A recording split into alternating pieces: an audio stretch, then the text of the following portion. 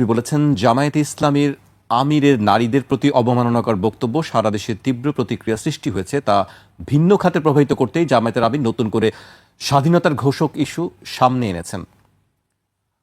মঙ্গলবার চট্টগ্রামে সমাবেশে জামায়াত আমির মন্তব্য করেন, ৭১-এ LDP chairman Oli Ahmed we revolt ঘোষণা করেন। শরীফ ভাই, হঠাৎ করে স্বাধীনতার ঘোষণা ইস্যুটি আবার কেন সামনে? ধন্যবাদ।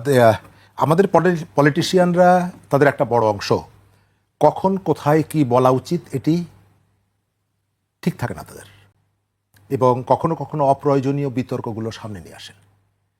যে মুহূর্তে আমাদের রাজনীতি অর্থনীতিটা সব থেকে বেশি গুরুত্ব দেওয়া দরকার, এবং আপনি দেখেছেন গতকালকে কয়েকটা আন্তর্জাতিক প্রতিষ্ঠান নির্বাচিত সরকারের সামনে চ্যালেঞ্জগুলোর কথা বলেছে।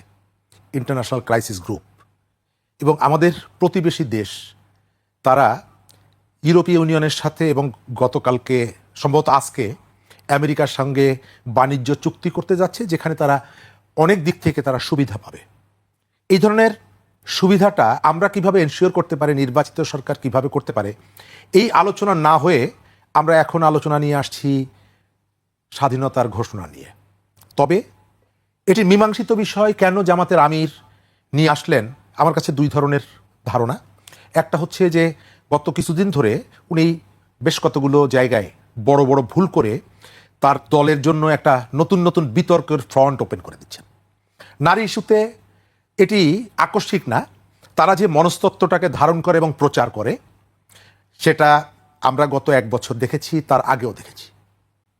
আপনার এখানেও আলোচনা হয়েছে নারীকে লাথি মারার থেকে শুরু করে নানা কাজে, মেলায় যাওয়া নারীকে অশ্লীলভাবে কথা বলা, বেগম রোকেয়াকে নিয়ে অশ্লীলভাবে কথা বলা, এই ঘটনাগুলো আমাদের এখানে আছে। হঠাৎ করে আবার নতুন করে এলো এবং পরে জানা গেল যে এটি হ্যাক হয়েছে, হ্যাক হয়নি, নানা রকমের। এবং আমাদের খেয়াল করবেন যে একটা ভুল বা মিথ্যা, এটি ঢাকার জন্য অনেকগুলো ভুল অথবা মিথ্যার আশ্রয় নিতে হয়।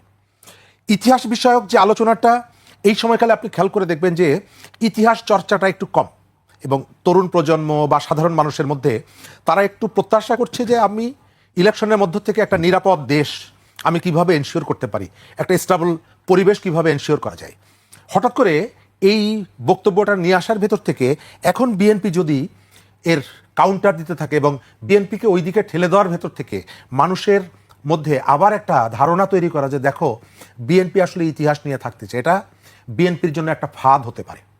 কারণ যার সম্পর্কে বলা হয়েছে কর্নেল অলি ওই মঞ্চে ছিলেন, কর্নেল অলি কখনোই নিজের মুখ স্বাধীনতার ঘোষক এটা দাবি করেননি। দ্বিতীয়ত, কর্নেল অলি হচ্ছে চট্টগ্রামের একমাত্র নেতা যিনি শুধুমাত্র জামাতের সঙ্গে বিএনপির সম্পর্কের কারণে বিএনপি ত্যাগ করে গেছেন আরও কতগুলো যুক্তি দিয়ে। বিএনপির সাথে কর্নেল অলির যে দূরত্ব তৈরি হয়েছে তার পুরোটাই হচ্ছে জামাতকে কেন্দ্র করে, জামাতকে ইস্যু করে। এবং কর্নেল অলি দল ভেঙে নতুন যে দল গঠন করেছেন তখন যে বক্তব্য দিয়েছিলেন, সেই বক্তব্যগুলো গতকালকের মঞ্চে জামাতের আমির যে কথাগুলো বলেছেন তার সাথে অনেকগুলো জায়গায় সাংঘর্ষিক। আমরা এই অবস্থায় ইলেকশনের যে জায়গাটা, আমি ওইখানে আসতে চাই। সরকার কি একটা ফেয়ার ইলেকশন চায়? আমার কাছে সেটি মনে হয় না। ভয়ের যে শাসন, এটি কেন ফিরে আসবে? এটি ফিরে আসার জন্য জামাত অপেক্ষা করছে, বিএনপি অপেক্ষা করছে। আমাদের আগামী নির্বাচনে সবথেকে যে ইস্যুটাকে নিয়ে এখানে সংঘাত সহিংসতা বাড়বে, এটা হলো জাল ভোট। এটি একটি গুরুত্বপূর্ণ ভূমিকা পালন করবে, কারণ আমাদের ভোটারদের একটা বিরাট অংশ তার নিজ এলাকায় অনুপস্থিত থাকবেন, একটা রাজনৈতিক দলের অনুসারী যারা, আওয়ামী লীগের অনুসারী যারা, এবং চেষ্টা করা হবে ওই ভোটটা কাস্ট করার জন্য। নির্বাচনের জয় পরাজয় এটি একটি গুরুত্বপূর্ণ ভূমিকা রাখবে, এবং যার যেখানে শক্তি আছে তিনি সেই শক্তি দিয়ে চেষ্টা করবেন এই ভোট ব্যাংকটা নিজের অনুকূলে নেওয়ার জন্য, অথবা তার কর্মীদেরকে দিয়ে এই ভোটটা যাতে তার দিকে বেশি আসে। আওয়ামী সমর্থক যারা অনুপস্থিত থাকবেন তাদের ভোটগুলা জাল হয়েছে বিভিন্ন জায়গায়, আমাদের ট্রেডিশনে আছে এটা। এবং নির্বাচন ধরেও অনেকের ম্যাটিকুলাস প্ল্যান আছে, কারো কারো এই প্রিপারেশনও আছে। বিএনপির মতো ওই যে চলে যাওয়ার পর, রোগী মারা যাওয়ার পর ডাক্তার আসার মতন অবস্থা সবার না। নভেম্বরের 10 তারিখে ভোটার মাইগ্রেশন এটি ক্লোজ হয়ে গেছে, তারা গত কয়েকদিন আগে গিয়ে বলছে কোথা থেকে এলো, এরা কারা, কোথা থেকে এলো, ওবায়দুল কাদেরের সেই বক্তব্যের মতো। তো কারো কারো প্রস্তুতি আছে, প্রিপারেশন আছে, এই ভোটগুলোকে কিভাবে কাভার করা যায়।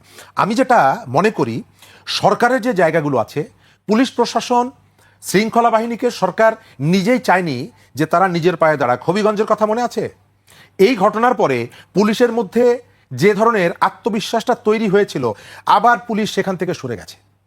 আপনি সন্ধ্যাবেলায় ধরলেন একজনকে, রাত্রেবেলায় আবার বিচারক খুঁজে বেড়াচ্ছেন, কারণ ভোর রাত্রে আদালত বসাতে চাচ্ছে জামিন দেওয়ার জন্য। তো এই যে ঘটনাগুলো, এই ঘটনাগুলো মানুষের মনের মধ্যে সংশয় এবং শঙ্কা তৈরি করছে। সরকার চালাকি করছে। নুরুল হক নূরের উপরে আক্রমণ হয়েছিল সেপ্টেম্বর মাসের 2 তারিখে, বিচার বিভাগীয় তদন্ত কমিটি হয়েছিল, এখন পর্যন্ত 15 দিনের জন্য এখন পর্যন্ত রিপোর্ট দেয়নি। এই সরকার প্রথম থেকে পলিসি নিয়েছে দুটো। এক হচ্ছে মাঠে তার একটা বাহিনী থাকবে যারা ভিন্ন মত, ভিন্ন পরিচয়, এটা নিয়ে যদি কেউ আসে তাদেরকে আক্রমণ করা হবে। এবং আক্রমণের মাত্রাটা দেখেছেন, আপনার অফিসের সামনে পোস্টার লাগানো আছে। এই যে টিআইবির কথা বললাম, ডক্টর ইফতেখারুজ্জামান সহ যারা গণ অভ্যুত্থানে পক্ষে দাঁড়িয়েছিল, আমাদের দেশের ইম্পর্টেন্ট লোকজন, নানা ধরনের পেশায় খুব নামকরা লোকজন, তাদের নামের পোস্টার আছে। তাদেরকে গ্রেপ্তার করতে হবে, তারা রাষ্ট্রদ্রোহী।